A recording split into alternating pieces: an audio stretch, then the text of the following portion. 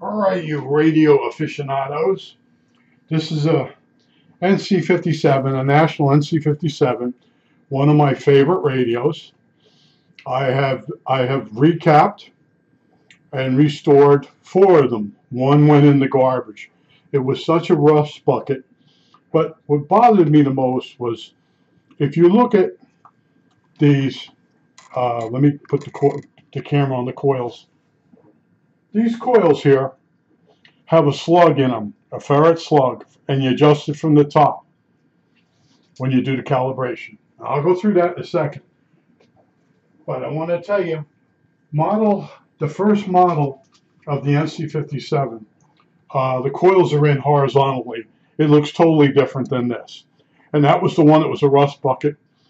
I couldn't make the dial accurately calibrated because there was no ferrite rod. Now the ferrite rod is used to set the low end of each band. The first thing you do, if the thing is out of calibration, is you pick out a station that's at the bottom end of the band that you know. You put your dial on that, your needle on that, and you adjust your slug in the proper coil. Then you go up and find a station that you know is in the right spot, or what frequency is that. Put the needle on that frequency, and then you would tune one of these. Actually, it would be for that would be the, let me make sure I'm in the frame. This is the oscillator section. You tune the inside ferrite rod, and you get it from the top, or you can get it from the bottom with a stick a plastic stick that looks like a screwdriver. All right, don't put a regular screwdriver in here. You could break the ferrite plunger or core, whatever you want to call it. But the bottom end, you adjust the coil for the bottom end frequency. Then you go to the top and you adjust the capacitor. Now this, I believe, would be the AM band. Let me make sure. Yeah, this is the AM broadcast band, the one on the bottom. Now I threw the NC57 original model away because it was a rust bucket, and I couldn't adjust the coils or the radio to match the dial. And I took a few things out of it, threw it away. Now, so the first model that they did, these coils won't have ferrite plungers in them or cores that are adjustable, and you adjust them from the top. And then notice this stick here that I'm showing you. This is like a barbecue skewer for doing meats, and you cut a screwdriver tip on the end of that, and you can use it to adjust the coils from the top. That's what I use. I don't have any fancy equipment, and when I do calibration, I use a station that I know is on the bottom of the AM broadcast band, and I have a station that I know is at the top of the AM broadcast band. That's what I use. I don't use a signal generator. So first model, you couldn't really adjust the calibration. Then they come out with a Model A, and there's no copper disc in it, in the tuning section. The coils, the sockets under 3 of the tubes are black. They're not white. That's Model A. Now, the Model A, later model, when you look under the tubes, there's 3 tubes in the radio. Like the IF and the oscillator, they're sitting in a white porcelain socket. You'll also notice there's a copper disc. I covered this on another video. There's a copper disc that helps you for the tuning. All right.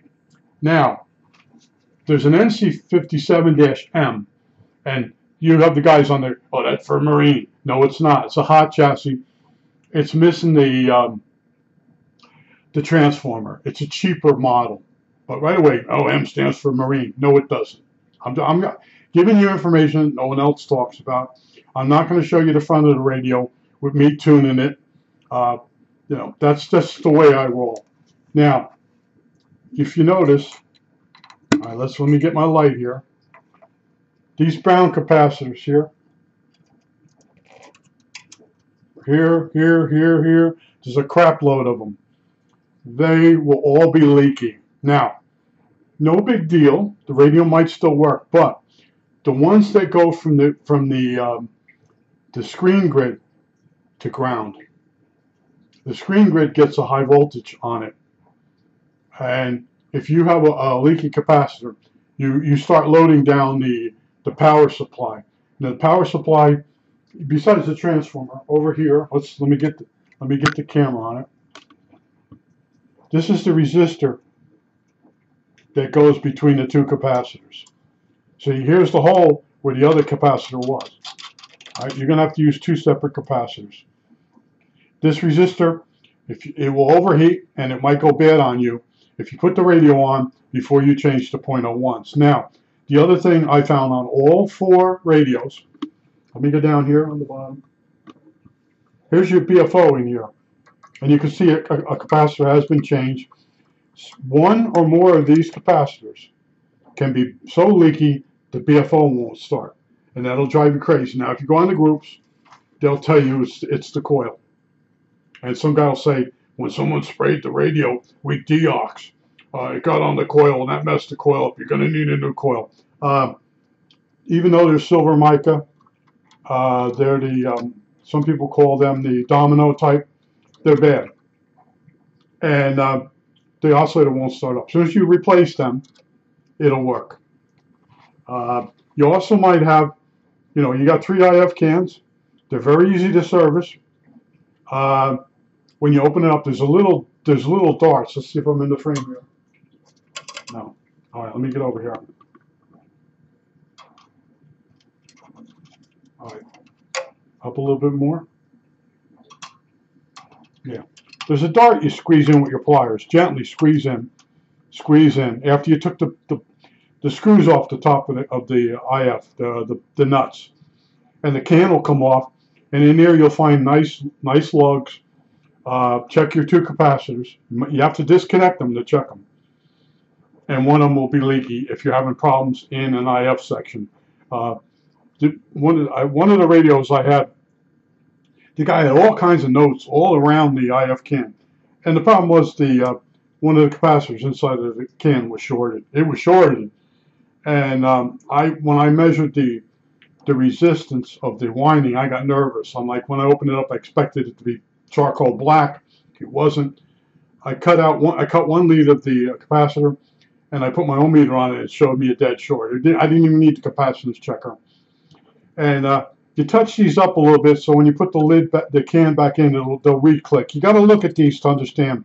They work like an arrowhead or a dart. I know, an arrowhead. It goes through the hole and it springs out and holds the can down. And also on the bottom of the can, take an eraser and clean the bottom of the can and clean the bottom lip and then clean the chassis. I've had them where the IF can goes in oscillation because there's enough resistance between the can and the chassis that it actually makes the can an antenna. That was a tough one. I found it though. I'm trying to tell you all the things you'll actually find. And also, let me get back with these capacitors here. Let me make sure. These can be bad. On this one, I didn't change any of them, but these can be bad. These, when you turn, these suffer from silver mica. Got to be very gentle with these. What happens is the silver plates in these capacitors become black, the oxide of the silver, and it might fuse to the other plate, and you have a dead short. Or when you go to adjust them, the oxide will get in there, and the bottom plate will rip loose and start going with the radio. I've had that happen. Like I said, I worked on 4 of these things, and they all have similar problems. Now, the other thing I found that I remember I was telling you I wasn't sure how good the radio was as far as DX. Now, up under here, okay, all right, right here, okay, it's showing it, am I in it? Right here is the RF amplifier. Now, on any radio, it's very important that the RF amplifier works good. Signal comes into the antenna, goes to a coil, gets amplified, goes to another coil, into the radio. Now, if your RF amplifier or in coils on the input aren't working right. The signal isn't in the radio. The radio can't do anything for you at that point. Now, if your RF amp isn't that good, you'll get the station, but you won't get it that well. Now, I'm going to tell you, on the RF amp, this I think I'm there. This is a 220 ohm resistor on the RF amp. That's going to be up to 300 to 350 ohms. It just drifts up over time. And that's the resistor that goes over to the sensitivity control on the front of the radio. As this drifts up, the radio becomes less sensitive. And if you're a DXer like me, you want to make sure that one's correct. Now, I would also advise go through the radio and check all the resistors. And if they're way off, change them. See, a lot of it, like I told you, once the signal gets into the radio through the RF amp, through the front end, through the RF amp, it'll just be low on you. If your RF amp is not right, you won't have any signal at all, even though the signal should be in the radio. And that's why there's certain radios being made out there that don't have an RF front end. It's very important. All your better radios have really good RF front ends, you know. But you can fool the public. The public's very easy to fool. But I just want to, to go over with you that the BFO capacitors, there's 3 of them. If one of them is leaking, the BFO won't start up. If you don't have a lot of gain, check this 220 ohm resistor on the RF amp. And then don't forget these other capacitors, the ones on the cathode bypass caps. They're 0.01s, and then the what the hell they are, the 0.1s would be on the green ones. They're on the screen grid to ground. And if they're shorted or bad, they put they draw extra current. And this resistor, there's several kinds that they use in this radio. This resistor, oh crap! All right, this resistor here, it comes in different styles. It can be open, or it has drifted, or you'll have it smoking as you're using the radio. I've gone through all these things, and I think I covered everything I want to cover this time. And there are other videos on this radio. This radio is one of the better, cheaper tube radios, and it's harder than a table radio as far as tubes. It's got more tubes. It's got the transformer power supply in it. The tuning, it has 3 sections of tuning. Let me get in here. Am I in here? All right. There's 3 sections. You have your oscillator. Then you have your this would be the second after the RF amp. Oh, after this is the input from the antenna. Then you come into the RF amp. Then it goes through here, and then to the mixer. And then the oscillator goes to the mixer, and it mixes and it creates 455. But all this has to be right. This is the front end of the radio right here. This is where all the magic happens.